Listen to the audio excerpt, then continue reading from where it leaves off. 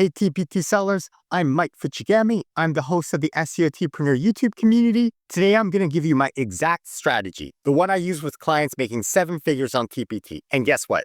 You're getting it totally free. Ready to level up your sales? Let's dive in. First things first, go to your TPT store, click on the store icon, click on product statistics, and then click on download to get your products.csv file and save it to your computer. Next, head over to my TPT Seller store and grab TPT Seller Tip number 19. It's the free self-serve data tool Google Sheet version. Download the PDF. Click here to get your copy of the self-serve data tool Google Sheet version. Make a copy. Now there are instructions here, but I'm going to walk you through what to do. Click on the yellow cell, click on File, click on Import, click on Upload.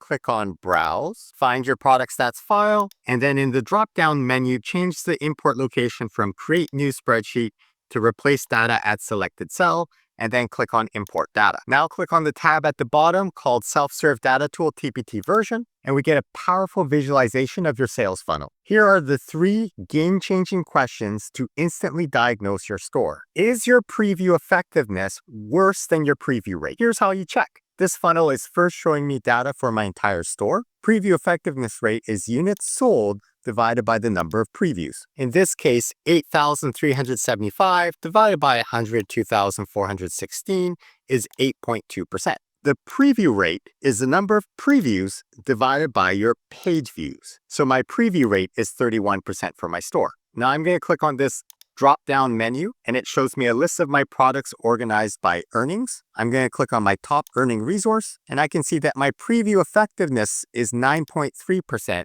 My preview rate is 23.9%. If your preview effectiveness is lower than your preview, then it means you need to fix your preview as soon as possible. To put it another way, if I made my preview twice as good, I would probably double the sales for this resource. So if your preview effectiveness is worse, fix the preview. Well, what do we do if our preview rate is worse? So for example, if I look at a different product, my SEL bundle, my preview rate is 6.4%. My preview effectiveness rate is 29%. So in this case, 1 out of 3 people who look at my preview end up buying. If I got more people to look at this resource preview, I would probably make more money. So if people aren't clicking your preview, fix your product page. Increase the perceived value to get them clicking. Remember, a solid preview can't help you if no one is looking at the preview. Now, obviously, I'm simplifying things. If you have a $1 resource, people will probably buy that resource without looking at the preview. But in this example, this is a $40 resource. They're definitely going to click on the preview to make sure it's worth their money. And so in this case, only 6 out of 100 people are actually looking at the preview, which means my thumbnails and my product description are not communicating the value of the resource enough to make you want to buy the resource. And the next step in buying the resource, well, before you buy, you'll check out the preview. That's not happening in this case, so I need to fix the page. So when your preview rate is worse than your preview effectiveness, it's time to fix the page. But what do you do if your preview is good and your page is also good? And the way that we figure out if your rates are good is by looking at your store average. So I'm going to go to a different resource here. I'm going to go to the 6th, 7th, 8th, 9th grade differentiated reading passage resource. The preview rate is 31.4% for this resource, and my store average preview rate is 31.1%.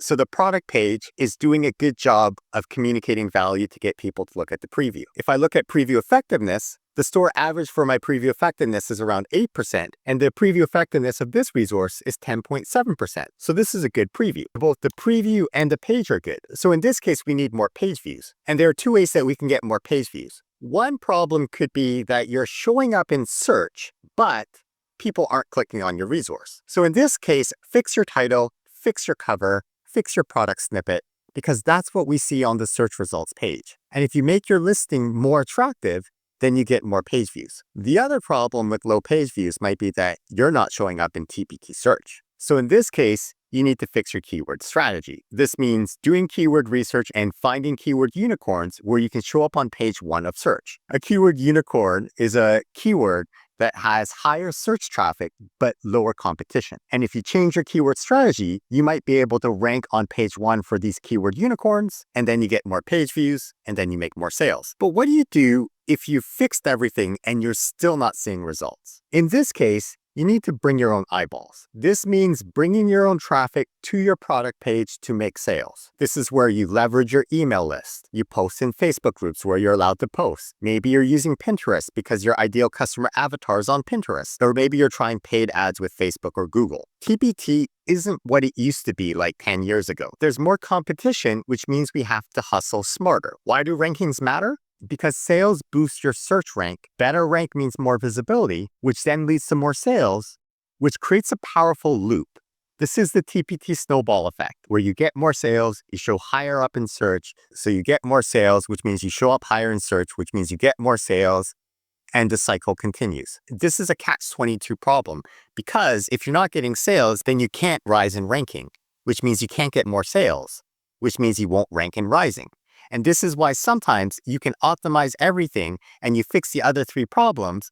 Now you need to bring your own traffic to get more sales, so you can get into a high enough orbit where you get seen in organic TPT search traffic. Here is a keyword position tracking tool. Right now, it's only available to TPT sellers who've done one of my boot camps. In this case, I'm tracking April Fool's Day. I have a resource that I updated on March 11th, and then it started to drop in product ranking. So on March 17th, I changed the title back to what it used to be.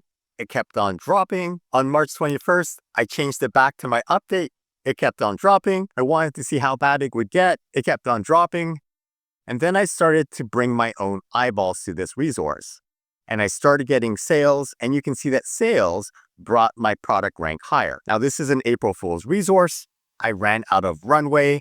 I got up to rank 139, and then I stopped driving traffic to this resource because April Fool's was done. If you don't like Google Sheets, no problem. I have a premium self-serve data tool at selfservedatatool.com. It automates everything we've talked about and gives instant actionable insights. I'm going to click the blue button, upload data. I'm going to upload my product stats CSV file by clicking on browse. I have to tell the system what day I got this product stats file.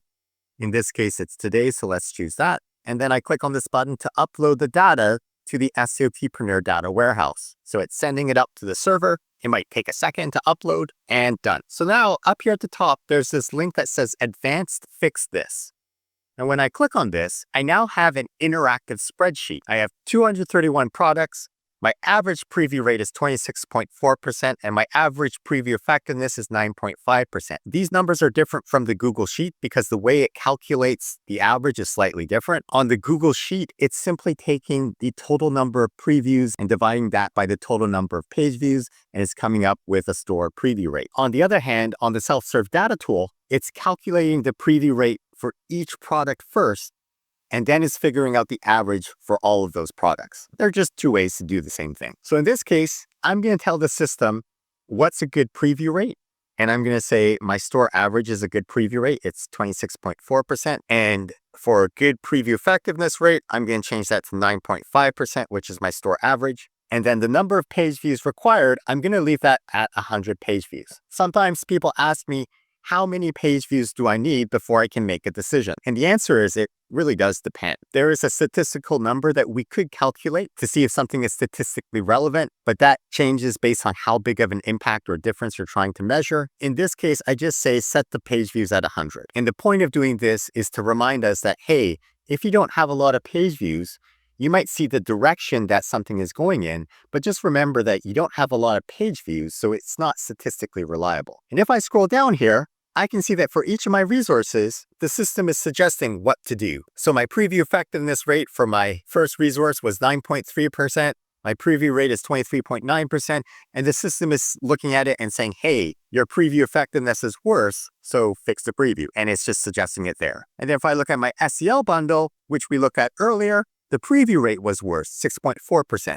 So the system is suggesting, hey, fix this page. And if I scroll to my 6th, 7th, 8th, 9th resource, the preview rate and the preview effectiveness are both higher than the store average. So the system automatically suggests, hey, fix the cover or the title or the keywords. And if I'm not sure how to do these things, if I scroll down at the bottom of the page, I get some suggestions. And if I fix everything, then the suggestion is to bring your own eyeballs and bring alternative traffic to your store. Now, some of the sellers I work with, they reach out to me because they are overwhelmed because they have thousands of resources and they don't know where to start. No problem. On the right-hand side here, there's an earnings box, and I can filter it. I can change the bottom threshold so it only shows me resources that have made a certain amount of money.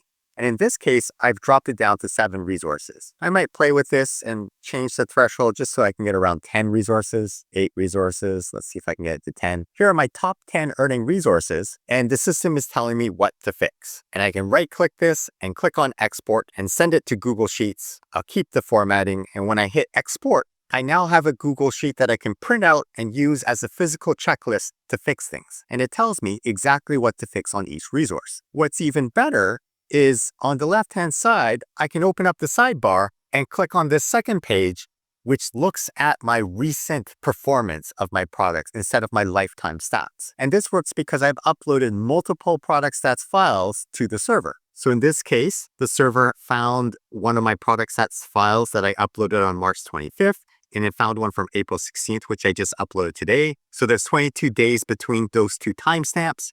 And here's how my products did during that time. So my store average preview rate is 45.7. My store average preview effectiveness is 7.7 during this time period, and the system will make appropriate suggestions accordingly. This is a game changer because you don't have to wait months to see if things got better. You just have to upload your product stats files, and you can do this analysis yourself. Now, to make these tools even better, I run a bootcamp. You can learn more about the bootcamp by clicking this link up here that says bootcamp. But basically, every Sunday, we get together on a Zoom call. We talk about a different aspect of the tool, and we fix products in our store. Now, some people, they don't have time to play with data. They're not interested in playing with data. They're not interested in learning how to use the tools. They don't have time to use the boot camps. No problem. These people hire me directly. So they send me their data. I send them solution. I'm your unbiased, data-driven second opinion. And then we chat once a month and we figure out how to boost store performance. TPT success is kind of like the Olympics. You can train perfectly and do everything right, but you're still racing against other people. So this is where we have to talk and we figure out what's working, what's not working.